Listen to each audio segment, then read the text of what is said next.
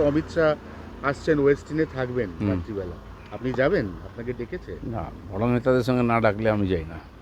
বড় নেতাদের মান সম্মান আছে, তো তারা যাদের ডাকেন তারা যায়।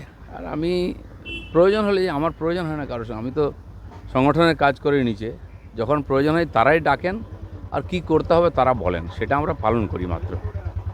হ্যাঁ, কিন্তু অমিত শাহ যেখানে আসছেন সেখান থেকে আপনার বাড়ির দূরত্ব 1.5 থেকে 2 কিলোমিটার। আগে গেছি যখন আমি প্রেসিডেন্ট ছিলাম, স্বাগত করতাম, ওনার সঙ্গে থাকতাম।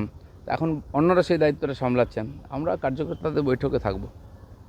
তাহলে কি আবারও অভিমান তো হচ্ছে নিশ্চয়ই কোথাও? না, অভিমানের কী আছে? দেখুন, রাজনীতিতে একটা লোকেদের মধ্যে ট্রেন্ড আছে যে নেতার পেছনে পেছনে ঘোরা, কারণে অকারণে 100-200 লোক দাঁড়িয়ে থাকে সারাদিন, দেখাও করে না, কিছু না। তো এটা একটা কালচার হয়ে গেছে, আপনারা ভাবেন বলতে এটাই ঠিক।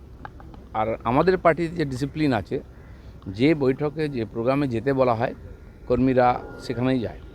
কোন নেতারা কোথায় থাকবে সেটা পার্টি ঠিক করে, সেটাকে আমরা মেনে চলি, এটাকে আমরা ডিসিপ্লিন বলি। অনুব্রত মণ্ডলের মুখের ভাষা তো শুনেছেন, নতুন করে কিছু বলার নেই। অনুব্রত মণ্ডল যে ক্ষমা চেয়ে চিঠি লিখেছেন তাতে 8খানা বানান ভুল, সেটা লক্ষ্য করেছেন? আমি জানি না ভাই, ওনার ভাষাও আমি শুনিনি, কারণ 10 বছর ধরে ওনার ভাষা শুনছি আমি।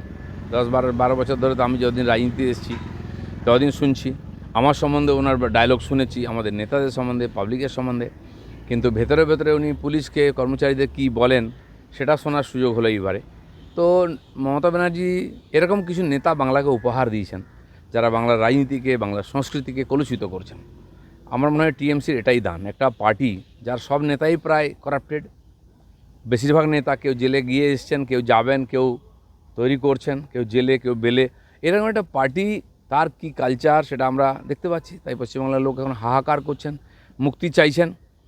তো পশ্চিমবাংলার এত অধঃপতন মনে হয় আগে হয়নি, বা এটা দেখতে হবে, আমরা ভাবিনি। ওনার পেছনে তাহলে ব্যাকবোনটা কি? মানে উনি প্রথম কথা হচ্ছে কোর কমিটিতে নেই, উনি এখন আর জেলা সভাপতিও নন, ওনাকে দমন করতেই বরঞ্চ কাজল শেখকে বাড়তি পাওয়ার স্বয়ং মুখ্যমন্ত্রী কিন্তু দিয়ে ওখানে রেখেছেন। যেটা আছে, টাকা ওনার কাছে আছে, টাকা কামানোর সোর্সগুলো ওনার কাছে আছে। টিএমসিতে কে কোন পদে আছে এটা কোনো গুরুত্ব নেই, কার কাছে টাকা আছে, কার কাছে গুন্ডা আছে, তার গুরুত্ব বেশি। তাই তিনি কোনোদিন এমএলএ হননি, এমপি হননি, মন্ত্রী হননি। তার যে দোর্দণ্ড প্রতাপ, হলো বীরভূম নয়, বর্ধমানে আশেপাশে এলাকায় তার যে দাপট ছিল, এবং ওখানকার যত রিসোর্স আছে, পাথর, বালি, গরু, কয়লা, সব কিছু লুট করেছেন। 550 কোটি টাকার মালিক একজন পার্টির সাধারণ কার্যকর্তা, ডিস্ট্রিক্ট প্রেসিডেন্ট। আমার মধ্যে টিএমসির মধ্যে এটা সম্ভব, অন্য কোথাও হতে পারে না।